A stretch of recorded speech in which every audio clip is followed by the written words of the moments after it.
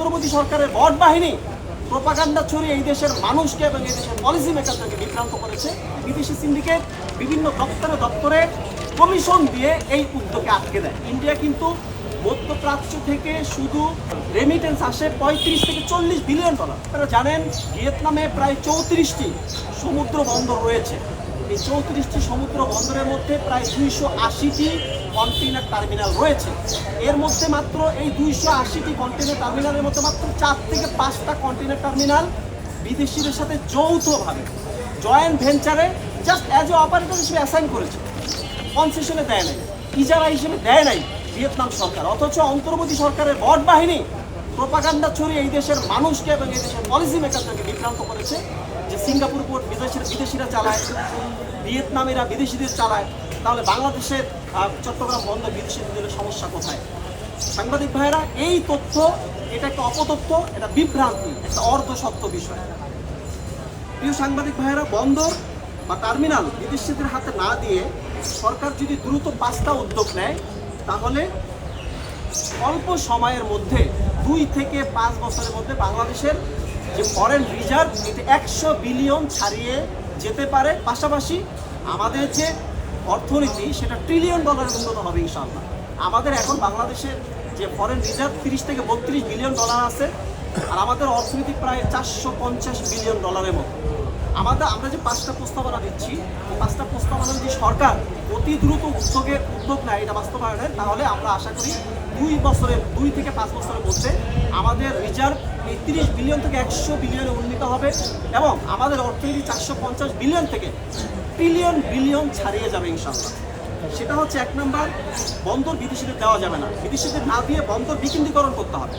বন্দর বিকেন্দ্রীকরণ করলে তৃণমূল থেকে আন্তর্জাতিক ট্রেডিং তৈরি হবে, এই সিস্টেমটা চালু করতে হবে। এটা নিয়ে ডিটেলস আমাদের গবেষণা টিম গবেষণা করছে।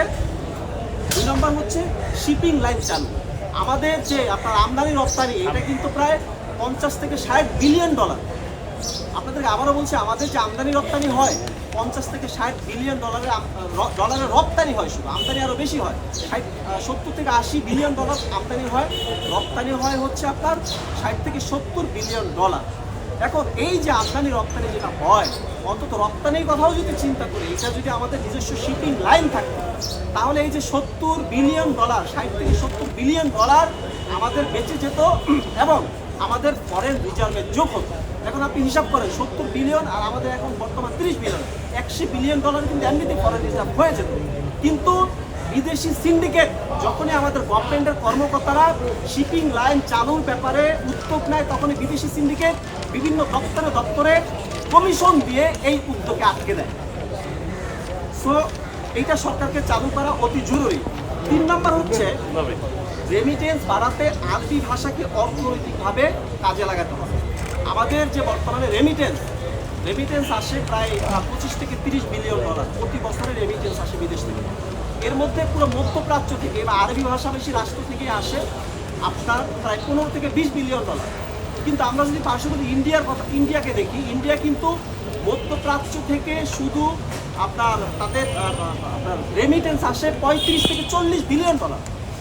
তাহলে ইন্ডিয়ান শ্রমিকের সংখ্যা আমাদের থেকে কম, অথচ তাদের রেমিটেন্স আমাদের ডাবলেরও বেশি আসে।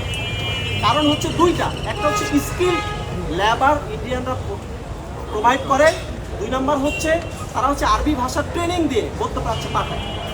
আপনি দেখবেন আমাদের দেশের কোনো ডক্টর, ইঞ্জিনিয়ার বা আইটি এক্সপার্ট তারা কিন্তু মধ্যপ্রাচ্যে যায় না, তারা যায় ইউরোপে, আমেরিকায়।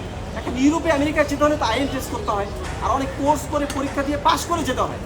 অথচ আমাদের সরকার যদি উদ্যোগ নেয় যে আমাদের দেশের যারা শিক্ষিত শ্রেণী আছে, ডাক্তার, ইঞ্জিনিয়ার, আইটি এক্সপার্ট বা ম্যানেজার লেভেলে যারা কাজ করবে, এদেরকে আরবি ভাষার ট্রেনিং দিয়ে এবং ছোটোখাটো স্কিল ট্রেনিং দেওয়ার মাধ্যমে যদি মধ্যপ্রাচ্যে পাঠায়, মধ্যপ্রাচ্য থেকে 30-40 বিলিয়ন ডলার ফরেন রেমিটেন্স আসা, এটা অসম্ভব কিছু না, অবশ্যই সম্ভব।